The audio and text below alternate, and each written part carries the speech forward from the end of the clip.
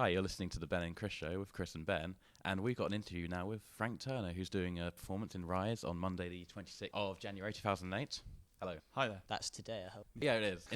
I'm in the back of Rise, so if That's it's not good. today, then It's very nice down here. I did think those boxes over there were empty, and I did want to jump in them. I think that's the manager that behind would you. probably cause trouble. Anyway, how are you? I'm very well, thank you. Yeah, I'm geared up. I'm playing installs all this week, and this is the first one, so I'm sort of gearing up for it, getting ready for playing without PA into a crowd of people. So it should be fun. We were looking at your schedule, and it did seem a bit weird. It goes Cheltenham, then I think, where is it? It's London tomorrow, and then Kingston. 2 days in Banquet. Yeah. Is there any reason why Cheltenham? It seems like Cheltenham's a long way out of the way. Well, you know, the people of Cheltenham are lovely people. I've played here before, and you know, I know the people who sort this place out and everything. And you know, we decided, because we got this, basically the special edition of the album comes out today, we wanted to try and do installs every day this week, and we just sort of ran through record stores that we know and like at my record label, and that's, you know, usually kind of more indie places and stuff like that. So we called up Rise, and they said hell yes. Cheltenham's not that far. It could be in Orkney or somewhere. Orkney. It could be further. I seem to bring an Orkney in every gig. Orkney's a long way away. It is a bit away. You've done a gig there? I haven't actually. There is a guy who organises shows of the Highlands and Islands where you do it in a single prop plane and like flying around. And I know some people who've done it, and it's supposed to be completely mental and terrifying. And I'd really like to do that, but I haven't yet had the opportunity. How many people can you fit in a single prop plane? Well, essentially, it's like the pilot, the promoter, and you, and the guitar kind of thing, zooming about, like, you know, doing sort of Sky, Shetlands, Orkneys. One of them zero gravity ones that just goes straight up, and then you're just floating about. That'd be pretty good as well. No, thank you.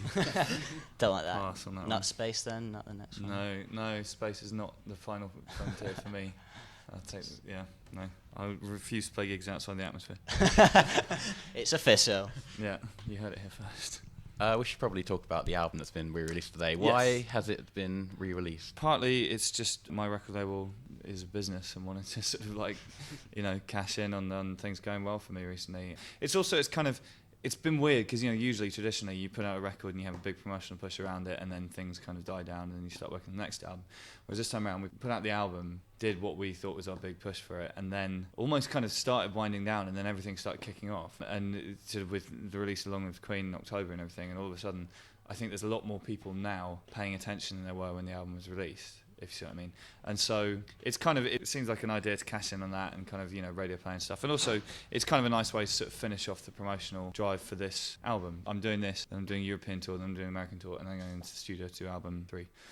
And then also, yeah, it does actually have another CD of stuff packed full of extra tunes. So hopefully it's kind of a worthwhile purchase as well. Yeah, I was pleased to see the song I Don't Care What You Did on Your Gap Year.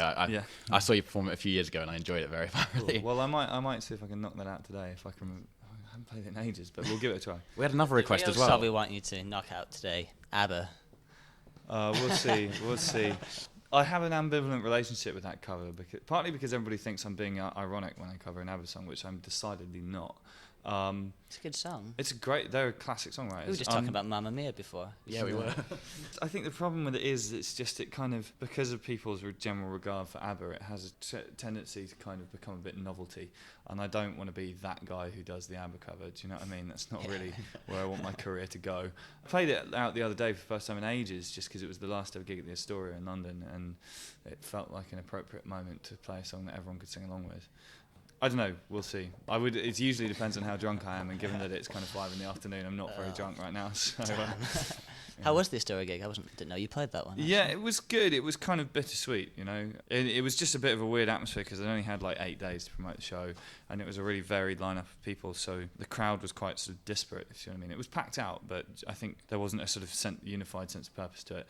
It was sad to see the place go. I do think that rock and roll is meant to be ephemeral, you know, and it's meant to be a passing sort of flash of brilliance, of youth and all the rest of it. And I think that people kind of weeping over a venue shutting down slightly missed the point, you know. It's sad to see it go for me and my generation of people who went to the Astoria 100,000 times, but there'll be other venues that will open up and cater for the new crowd. It's better than it getting old and just declining. Well, and you also, know, and also, deteriorating. it's better than it becoming a kind of museum. I think the Yeah. ideas of museums to rock and roll entirely miss the point of what rock and roll is supposed to be about. You know, it's quite a kind of iconoclastic art form.